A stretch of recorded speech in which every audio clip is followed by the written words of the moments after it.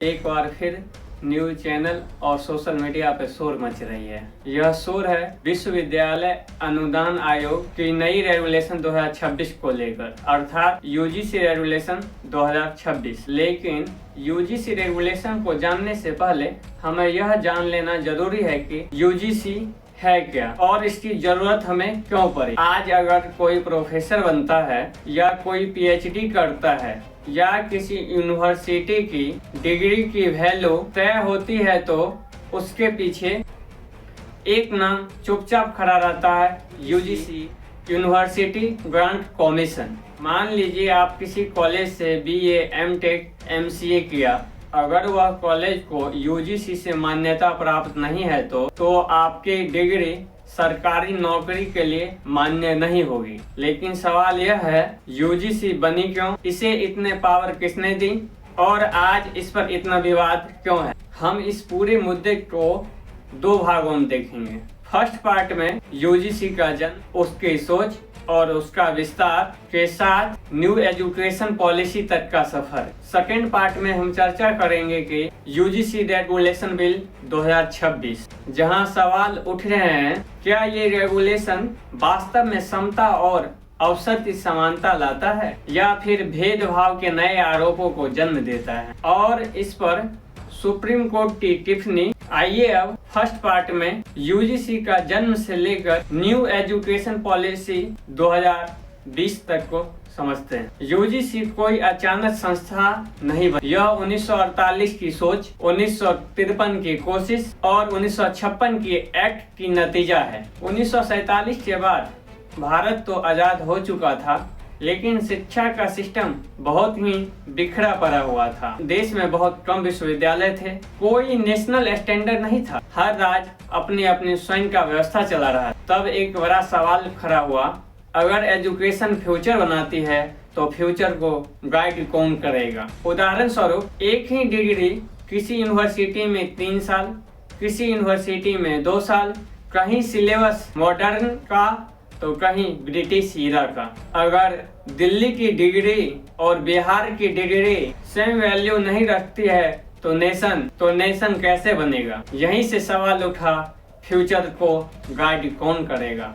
अर्थात देश के विश्वविद्यालयों, अलग अलग राज्यों की यूनिवर्सिटियों को एक एकेडमिक लेवल पर कैसे लाया जाए, भारतीय डिग्री को कैसे विश्व स्तर पर विश्वसनीय बनाया जाए और शिक्षा को राजनीति से कैसे दूर रखा जाए। इन्हीं सब कारणों को देखते हुए 1948 ईस्वी में यूनिवर्सिटी एजुकेशन कमीशन बनाया गया, जिसे हम राधा कृष्ण आयोग भी कहते हैं। इस आयोग का साफ साफ सलाह था कि यूनिवर्सिटी को फंड देना, क्वालिटी बनाए रखना और नेशनल डायरेक्शन तय करने के लिए एक सेंट्रल बॉडी, और यहीं से यूजीसी का आइडिया पैदा हुआ। राधा कृष्ण आयोग की सिफारिश को मानते हुए भारत के पहले शिक्षा मंत्री मौलाना अबुल कलाम आजाद ने 1953 ईस्वी में यूजीसी का नींव रखी। उन्होंने घोषणा की, अब उच्च शिक्षा का विकास और फंडिंग।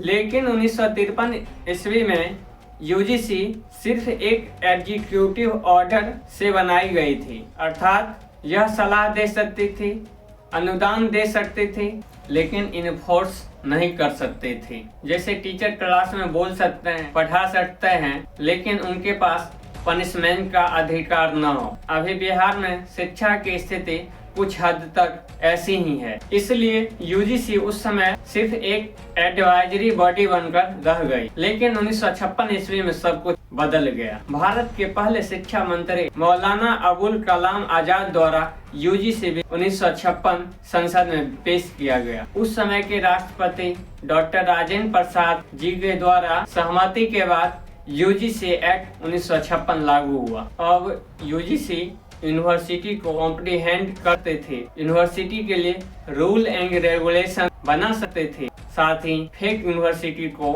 इलीगल घोषित कर सकते। 1956 के एक्ट के बाद यूजीसी सिर्फ एक संस्था नहीं रही, एक अथॉरिटी बन गई। 1960 से 1990 तक भारतीय एजुकेशन का सबसे तेज एक्सपेंशन फेज था। 1960 से 1990 तक का दौर में सेंट्रल यूनिवर्सिटी बढ़ी, स्टेट यूनिवर्सिटी कई गुना बढ़ गई, साथ ही स्टूडेंट की संख्या भी बहुत तेजी से बढ़ी। लेकिन समस्या ये थी, क्वांटिटी तो बढ़ रही थी, क्वालिटी डिक्रीज हो रही थी। इस दौर में यूजीसी ने सर्वप्रथम टीचर पे स्केल फिक्स किया, क्योंकि पहले हर यूनिवर्सिटी अपने अपने हिसाब से सैलरी की संरचना तय करती थी।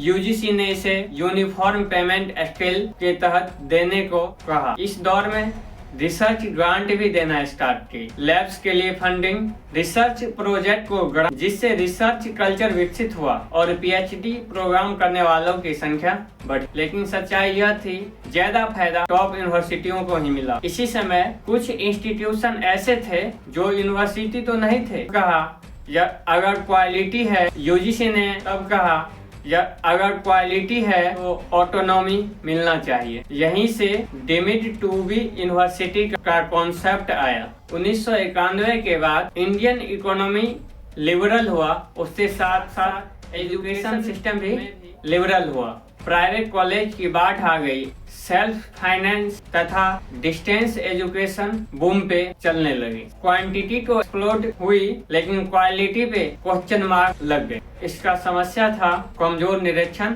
राजनीतिक दबाव, साथ ही नियामक ओवरलैप। डीम्ड यूनिवर्सिटी में एब्यूज, डिस्टेंस डिग्री में कॉन्फ्यूजन, जिससे यूजीसी को लगने लगा सिस्टम हाथ से निकल रहा है। कोई भी डिग्री एक प्रोडक्ट है, स्टूडेंट कस्टमर के समान है और टीचर रिसोर्स है। टीचिंग वीक होते जा रहा था, रिसर्च इलाइट तक सीमित थी। यहीं से स्ट्रिक्ट रेगुलेशन की जमीन बनी। यूजीसी पर धीरे धीरे आरोप लगने लगा कि नया कोर्स शुरू करने की परमिशन, सीट बढ़ाने की परमिशन, डिपार्टमेंट खोलने की परमिशन, इन सब को लेकर ने कहा हम एकेडमिक इंस्टीट्यूशन है, ना कि गवर्नमेंट ऑफिस। यहीं से कंट्रोल और ऑटोनॉमी की बहस शुरू हुई, जो आज तक जारी है। इन सब बहसों के बीच आया यूजीसी का रेगुलेशन बिल 2012, जो यूजीसी के इतिहास में अगर किसी रेगुलेशन ने सिस्टम की साइकोलॉजी बदल दी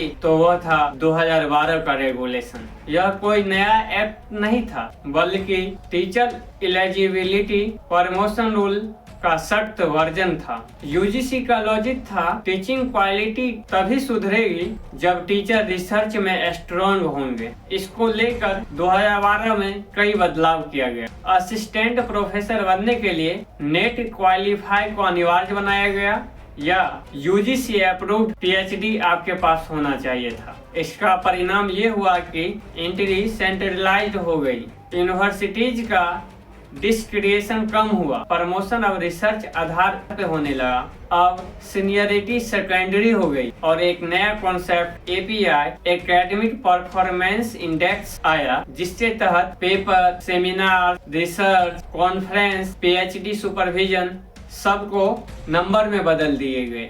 जिसका परिणाम ये हुआ, टीचिंग आवर्स को कम वेट, रिसर्च पब्लिकेशन को ज्यादा वेट। जबकि जमीनी सच्चाई यह थी कि एक अध्यापक 20 साल से अच्छा पढ़ा रहा है, विद्यार्थी उसे पसंद कर रहे हैं, परिणाम अच्छे आ रहे हैं, लेकिन रिसर्च पेपर नहीं है, जर्नल्स एक्सेस नहीं है, लैब फैसिलिटी नहीं है, तो उसका परिणाम यह था उनका प्रमोशन रोक दिया जाता था। इसलिए ये लाइन पॉपुलर हुई, good teacher is not equal to good researcher. अब आते हैं न्यू एजुकेशन पॉलिसी 2020। इसका हम यहाँ पे सांकेतिक ही चर्चा करेंगे, क्योंकि न्यू एजुकेशन पॉलिसी अपने आप में एक बहुत ही विस्तृत नीति है। 2012 के बाद एक सवाल धीरे धीरे पूरे हायर एजुकेशन सिस्टम में गूंजने लगा। अगर कंपटीशन एक है, कंडीशन अलग अलग क्यों है? क्योंकि वास्तविकता ये थी, ग्रामीण क्षेत्रों में लैब नहीं थे,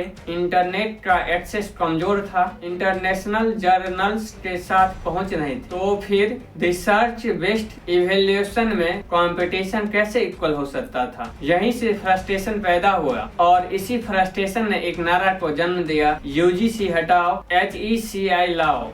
लेकिन सच्चाई ये थी कि नाम बदलने से सिस्टम नहीं बदलता है, स्ट्रक्चर वही रहा, प्रेशर भी वही रहा। फिर आया साल 2020 और पॉलिसी लेवल पे ये स्वीकार किया गया कि हर स्टूडेंट की जर्नी एक जैसी नहीं होती है। यहीं से न्यू एजुकेशन पॉलिसी फ्लेक्सिबिलिटी को सिस्टम के सेंटर में रखा। अब multiple entry adjust, academic credit transfer, online and blended education को एक्सेप्शन नहीं, सिस्टम का हिस्सा बनाया गया। पहले 2 साल बाद यदि कोई स्टूडेंट कॉलेज छोड़ देता था तो उसे ड्रॉप आउट माना जाता था, लेकिन न्यू एजुकेशन पॉलिसी के आने के बाद अब 2 साल बाद कॉलेज छोड़ने पर उसके पास डिप्लोमा होगा। न्यू एजुकेशन पॉलिसी 2020 ने ये माना कि एजुकेशन कोई सीधी रेखा नहीं है, बल्कि एक फ्लेक्सिबल पाथ है जिसमें हर स्टूडेंट अपने गति से आगे बढ़ सकता है। न्यू एजुकेशन पॉलिसी के साथ बहस खत्म नहीं होती है, बल्कि अब तो बहस शुरू होती है और यहीं से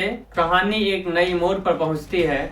क्योंकि अब सवाल ये नहीं है कि यूजीसी क्या है और कैसे बना, अब सवाल ये है 13 जनवरी 2026 को यूजीसी ने एक बार फिर से रेगुलेशन जारी किया। वो सिर्फ रूल्स नहीं थे, वो पूरे हायर एजुकेशन सिस्टम के पावर बैलेंस को बदलने वाला था। कुछ के लिए ये तो न्याय था, कुछ के लिए ये भेदभाव। तो सवाल सीधा उठ चुका था, यूजीसी रेगुलेशन 2026 सुधार है या साजिश? अगले भाग में हम इसे डिटेल में जानेंगे, पूरा सच बिना शोर के साथ। नमस्कार।